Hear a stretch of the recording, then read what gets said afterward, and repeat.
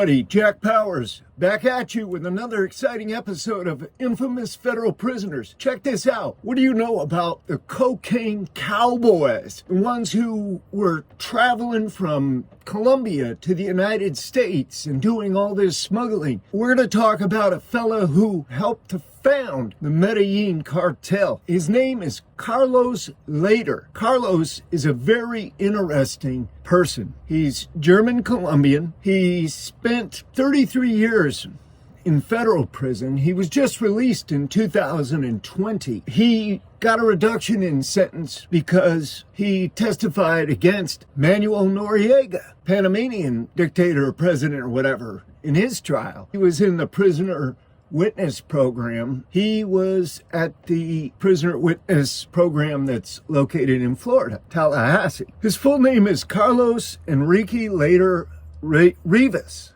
and he was born on the 7th of September, 1949. Puts him in his early 70s. He was one of the founding members of a paramilitary group whose focus was to retaliate against the kidnappings of cartel members and their families by the guerrillas. His motivation to join the MAS, Muerte a Sucradores, his motivation to join them was to retaliate against the M19 guerrilla movement, which in November 1981 attempted to kidnap him for a ransom. Later managed to escape from the kidnappers, though he was shot in the leg. He was one of the most important MAS and Medellin cartel operators and considered to be one of the most important Colombian drug pins to have ever been successfully prosecuted in the United States. He also founded a neo-Nazi political party, the National Latin Movement, whose main function appeared to be to force Colombia to abrogate its extradition treaty with the United States to protect the drug smugglers and the drug smuggling operations. But Carlos Lehder was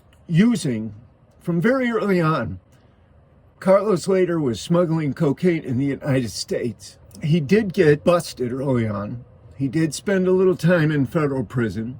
He met some people there, and those people would become part of his smuggling operation. He used Norman's Key as stopover. First, they would smuggle the cocaine in suitcases into the United States, kilos and kilos of it, through people just going through the airports.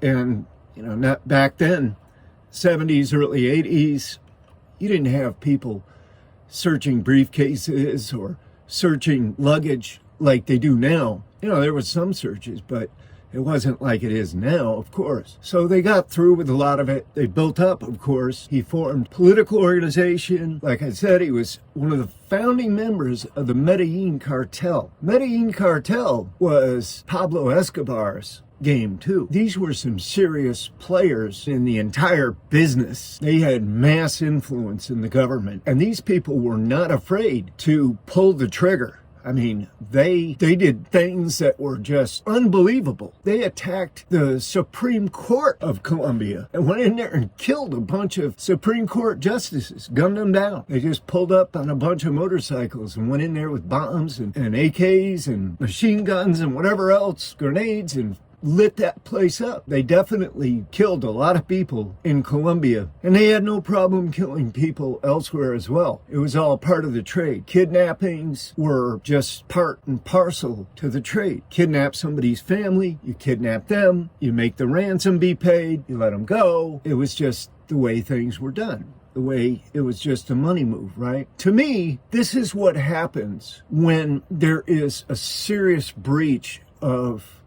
law and order. Either it never existed in the first place, or the Colombian government was not set up to be strong enough to resist or to even deal with these so-called narco-terrorists. But Carlos Lehder was definitely a leader of that bunch. Now, I never met Carlos Lehder. When I was in the prisoner witness program, he was also in there. He left a couple of places just before I got there. The other prisoners would tell me about him. He moved around a little bit, and then he ended up in the one in Florida, in Tallahassee. So I never met him, but he was rumored to be worth about $2 billion. He had a bunch of money supposedly socked away in whatever kind of investments. He had money managers, investors, all that kind of stuff going on. Even while he was in prison, they did not confiscate his loot, his cash. Carlos Lehder was very diligent, very smart. Don't know if he really got into using the cocaine. I don't think so. The main rule among the traffickers was not to get caught up in the use of your own product. The people that I knew that often went to prison were people who had got caught up, had started using their own products, put them off track. They couldn't think straight. They couldn't think clearly. It was more about getting high than it was about doing business, and they were conflicted and made mistakes, and then one thing led to another, and boom, they were popped. When I was first in Florida, Carlos Lehder was first major drug trafficker, who was extradited from Colombia to the United States. And he was extradited to Tampa, Florida, Middle District of Florida, which I can tell you personally, that's where I was arrested and convicted, Tampa, Florida. I can tell you that district is hell on wheels. That district is one of the worst in the entire United States. You want to talk about being hammered. You want to talk about conviction rates. They're not missing a trick down there. They're putting people away, and they're putting them for long, long terms. They're trying to incapacitate for real. So I'm in the Marshal's holding cell when I'm first arrested in 1989, early 1989 in Tampa.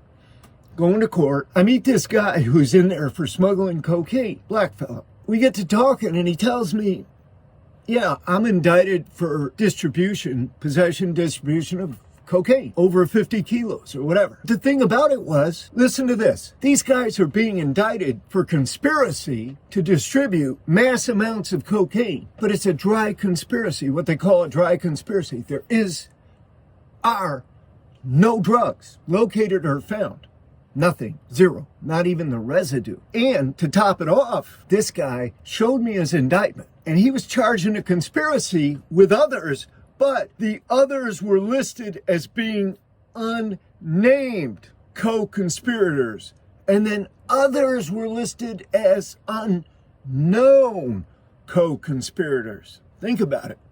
Dry conspiracy. You're indicted for a huge amount of cocaine that's going to result in multiple life sentences if you're convicted. You're in a district where the conviction rate is practically 100%, and you've got unknown, unindicted co-conspirators. They won't even tell you who they're supposed to be. In other words, you just got a couple people coming in and pointing the finger at you and telling a story about what you did. So I digress a little bit, but that's the kind of thing that Carlos Lehder was up against as well. They didn't play any games. They didn't pull any punches. Didn't matter what they could prove legitimately. It only mattered that they could get him in custody, get him extradited, and get him to the United States, because then, once he was in the Middle District of Florida, it was a wash. They were going to convict him, one way or another. They were going to convict him, and they did. And they sent him off to federal prison for a very, very long sentence. He had life. I think he had multiple life sentences. He wasn't ever going to get out. And then something happened. The United States ran into an issue with the president or dictator of Panama, Manuel Noriega. And so it was another conspiracy thing. It was another drug dealing thing. They said that Noriega was allowing cocaine to move through Panama and was being paid off by the Medellin cartel and others. They needed a major player to point the finger at Noriega. Noriega, at that time, was a much more important figure to the United States government than Carlos Lehder. One way or another, Carlos Lehder got in that seat. What did Carlos Lehder have to lose? He had everything to gain. He wanted to be out of prison, even though he'd be in his early 70s. He's still good health, rich, couple billion, maybe 2, maybe 3 now, with good investments. It's been a long time, maybe double. Who knows? All kinds of cash at his disposal. Live any way he wants to. Live out the rest of his life like a dream. So, yeah, this made a lot of sense to him, and that's what he did. So, this is going to be the end of this episode. and I hope you've enjoyed it. Carlos Lehder now lives somewhere in Florida, supposedly in the Witness Protection Program, and we will be back again with another exciting episode of Infamous Federal Prisoners. I'm Jack Powers. Please, listen, if you haven't hit the subscribe button, do that now. Please just reach out, hit it. I need you to subscribe. I need those numbers. Thank you very much. I'll see you again soon.